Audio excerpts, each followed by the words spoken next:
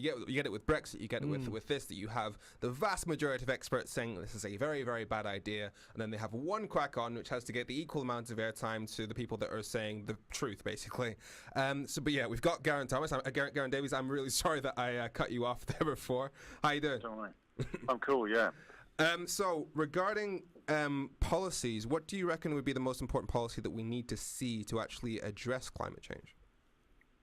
Well, there's a variety of them, really. Certainly we shouldn't be going ahead with fracking in Britain.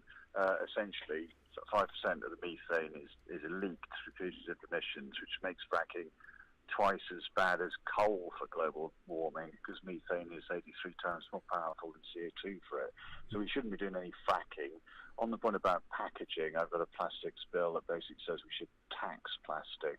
We should have basically all plastic renewable, increase the price of plastic so people, buy one plastic bottle instead of two and can refill it in the local shop. Some things like that. And move towards solar energy, lagoon tidal technology, this sort of thing. Well, just to bring back to fracking, if you could just explain for the audience what fracking is and what it involves and what effect it has. Well, yeah, in a nutshell, hydraulic fracking consists of basically pumping millions of gallons of water, which is impregnated with poisonous chemicals, some of which are carcinogenic, into the ground to sort of break out methane that's then captured and sold as gas. Because what happens in this is half the water which you've got to pump back out is contaminated with all sorts with hundreds of chemicals that can't be processed, so it's clean. So in America, it's just dumped in lakes in Arizona or whatever, in the desert. But of course, in Britain, we'd have a problem getting rid of it. Meanwhile, large amounts of the methane is leaked into the air, something like 5%. As I mentioned, methane is 83 times worse for global warming than CO2. So it makes it twice as bad as coal. And apart from all that, I mean, it's sort of it's a problem for air quality as well as global warming as well as water quality. So it's a complete nightmare. And it's just a sort of sellout to the oil companies as we approach Brexit, really. Wow. So that is a very good explanation that you just do not hear. You just do not hear on TV. I mean, the idea that not only are you pumping effectively poisonous liquids into the ground and into the environment, but when you actually collect the gas, you can't collect it properly, and a lot of it's leaking out into the atmosphere, and it's actually causing more damage to global warming than CO2. That is ridiculous. And regarding plastic recycling, you said you're introducing a bill that would basically tax plastics. That's actually a really good thing. But would you want to tax all plastic or tax plastics that aren't recyclable? Well, it's a good point. I mean, the idea would be to target the least recyclable plastics. Certainly, things like black plastics should be banned altogether. There's a move by the EU to get all plastics universally recyclable by 2030. In Britain, of course, it's 2040. You hear Michael Gove and the Tories going on about how they're going to do things about plastics, but it's sort of miles after the EU doing them. And again, if we Brexit, we'll be outside of the authority of the EU to enforce their much higher standards. And it's not just plastics; it's things like air quality. You probably know that. Britain's been taken to court because 40,000 people are dying prematurely a year from air quality, which again is about carbon sort of machines, namely cars and the like. And again, we need electrification of our cars and transport and take that seriously. And sorry, I was going on a bit here, but on ships, another thing people don't know is that the 15 biggest ships in the world produce more pollution than all cars in the world. Is a remarkable fact, and people don't really care about ships because they live on the land. But the reality is, again, how is that possible? Brexit, well, these ships are absolutely monstrous, and obviously they are travelling very far distances. So, if as a result of Brexit, instead of doing trade with our newest, biggest market, we decide to want more things on ships coming off around the world to bring us something, then obviously that will generate much more pollution and global warming again. Again, these things aren't really being talked about. It's horrendous. It's one of the ironies that they call it global Britain. This idea that we'll trade with countries that are further away more than the countries more than the countries that are right on our doorstep, and global Britain's likely to damage the actual globe, which is unfortunate. Very much so, and also strip away all our environmental protections. And this talk.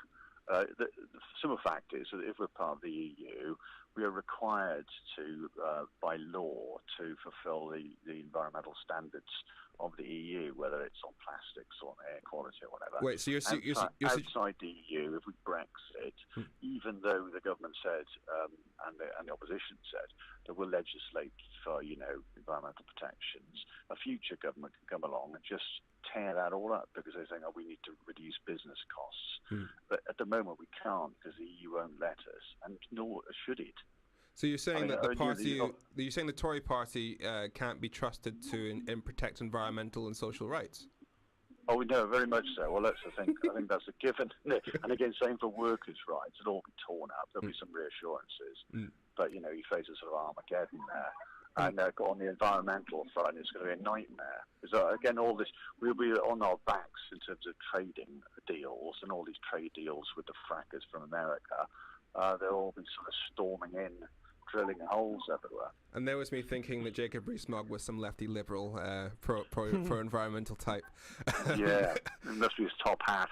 Well, I mean, I lived in Brussels, and one of the things that really shocked me and changed me really was that in Belgium, in every single household, you have 3 different bags that you have to put your stuff in. You have a yellow bag, which you put your cardboard stuff in. You have a blue bag, which you put your plastics in, and then you have your general waste, and then you recycle glass separately, which means that you really take into account of just how much stuff gets thrown away, and which is really, really good because, I mean, when I moved back to the UK, it was really difficult because I realized, hang on, the actual infrastructure to make sure that I'm recycling things that need to be recycled just isn't there.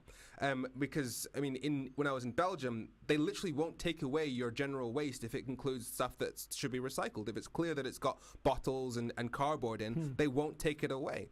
And that's something that just really, really needs to happen here.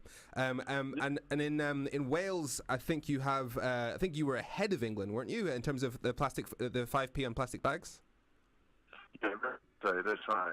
And these people say, well, can't go without plastic cups and plastic bottles or whatever, and they're cheaper. But if we taxed plastic and manufacturers suddenly thought it's more economic to produce glass, which is more recyclable, they would. The other thing is that the plastic manufacturers only pay, 10% of the cost for recycling plastic. They should pay it all. So 90% of the cost for recycling plastic is paid by the council taxpayer. So all that should be dumped on the producer rather than the consumer. And the other thing I think is people should get in the habit of taking all the plastic back to their retailers.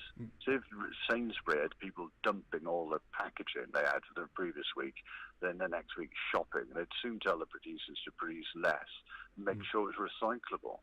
We need to really take some strong action on this, both from a consumer point of view and a political point of view.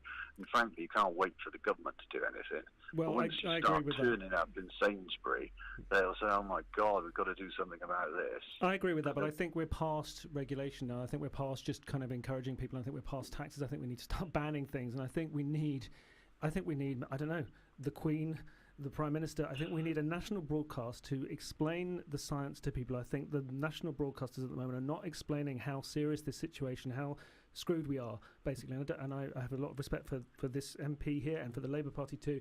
But I don't think that the media and I don't think that the politicians have done enough to convey the facts to people. That, the New York Times, after the last report in October, said that the science says we may be in planetary crisis by 2040. I've got children in my life, 6 and 4 years old, godchildren. They're going to be like 26, 24. By the time the planet is in crisis, we need to make this a priority. The way we talk about Brexit every day, it's on the radio and the TV every single day. That should be this crisis we are in. And I think within a few years' time, it's getting so bad already. We've just Africa broke its all-time heat record last year. I think Japan did. I think Spain did as well. We just had the worst flooding in Australia, the worst heat wave in Australia. I think within 5 years' time, we're going to be screaming at the media and politicians too. I think there is an anger coming from the public, which is unprecedented, which we've never seen before. This problem is so huge. It's so potentially devastating to everything, to our entire existence, to everything that's passed. You know, the context of our history, the world, all the efforts to fight HIV and AIDS and diseases. It's all about to be wiped out of the way unless we do something and make this a priority now. And I can feel that anger coming from people. And I don't think politicians understand it. I certainly don't think the media, who I have a lot of contempt for, actually, even though I'm a journalist myself, I don't think they understand it. Well, I mean, Geraint is part of the the parliamentary group on air pollution, which, I mean, air pollution is causing 40,000 deaths, early deaths in the UK every year. And as somebody who has recently had to move to London, which I really did not like. In fact, I recently I'm now living half and half in Birmingham because I can't stand London. One of the reasons is I have asthma, and the air here is made primarily of shit, and it is just so bad that it makes me not want to exercise in case I have to breathe in more. So it makes me actually feel unhealthy to exercise. Every time I'm riding my bike and I go behind a bus and I get that warm wave of exhaust, I feel like I've lost a week of my life. It is just not okay. Yeah. I mean, Geraint, what is being done to fix air quality in this country and in London specifically? Well, not enough. I'm going to say, you know, in terms of the impacts, you may know that basically with some 40,000 people are dying prematurely as of heart conditions, dementia, depression. For young people, you know, below 18, they're 3 or 4 times more likely to suffer depression and anxieties and mental problems, as well as a 10% reduction in sort of lung capacity if they're in a so-called clean air zone. I mean, the mayor in London's doing more to charge, you know, for vehicles with heavy polluting, you know, exhaust and the like. But a lot of these areas with young children in poorer neighbourhoods, there should be bans on diesel cars, and we do need to take some pretty strong action. Again, the government keeps on saying, "Oh, we're not going to put the duty on diesel up." We need a fiscal strategy to basically help people scrap very highly polluting cars, put the price up for the most polluting, and provide the infrastructure for electric cars. That's on the sort of car front. I mean, there's obviously other problems. Like we still got diesel trains, so they've cancelled where I am in Swansea the electrification to Swansea of the railways. You know, they've obviously agreed to have the extra runway at Heathrow, which will massively increase the contribution of air traffic to overall pollution. So we're going in the wrong direction. And in terms of, you know, what Matthew's just said, I mean, I agree. You know, obviously, we're going to see downstream. You know, we've already seen extreme heat events and hurricanes and floods. We're going to see migration, poverty, drought, food shortages, destruction of species, insect life. You know, fish. The whole thing is, you know, it's almost beyond belief. And there has been an international move to try and, you know, get people to agree to do stuff, in particular in the next 12 years. But in fact, in Britain, we see fracking. In Norway, we're seeing oil exploration in the Arctic. In Germany, they're looking at digging and they're one of the biggest forests for coal. And in the Amazon, in Brazil, they're looking at sort of basically, Amazon, of course, is a carbon sink. Using to cut it over for agribusiness, and Trump has decided to withdraw from the Paris Agreement. So it's not looking great. Trump is always so helpful when it comes to climate change. But we do need politicians to actually do something. I mean, because there's a massive link between the politics and, well, the effect on the environment and therefore the effect on the human condition. And you published a piece this morning in the Metro saying that Brexit will put children's mental health at risk. No parent voted for that. Could you explain that? Yeah, I did. I mean, in a nutshell, unfortunately, 1 in 7 of our children have now got some sort of mental disorder. You know, they're often linked to poverty. Some of it's linked to poor air quality, as I mentioned. But alongside this problem is the fact that there's a chronic shortage of psychiatrists to treat these children, and 1 in 7 of them are from the EU, and 20% of the training places aren't filled. And if we do Brexit, we're likely to look at greater stress and strain on these families in terms of poverty, because obviously the economy will shrink. Big companies like Airbus and the like are moving. There'll be unemployment. Air quality isn't going to get any better, as we were saying earlier. And yet there'll be less and less psychiatrists who are being supplied from the EU to treat people. So obviously the mental health of our children and all of us will deteriorate. Well, people who are parents didn't vote for that when they voted to leave. They didn't vote to leave their children at risk. And the point here is that I've got nothing against people who voted to leave the EU in the sense that they thought it would be good to get, more money, more trade, and, more control. But the reality is they're not getting any of these things. Well, so people who voted to leave have a right to vote on whether what they're getting matches what they were promised. And nobody voted for their children's mental health to deteriorate any more than the million insulin takers voted for a shortage of insulin and risking their lives. Well, I mean that's farcical. That's one of the biggest tragedies of the entire Brexit vote. That millions of people would have voted for Brexit on the promise that Brexit would make things better for the NHS, whereas citizens from other EU countries make up 5% of our population, but they make up 10% of our doctors, as you just mentioned. They make up 1 in 7, which is even more than 10% of our psychiatric professionals. Which means that there's going to be a significant blow to the mental health, to the services that we need. I mean, the BMA says that a no-deal Brexit would be catastrophic for the NHS.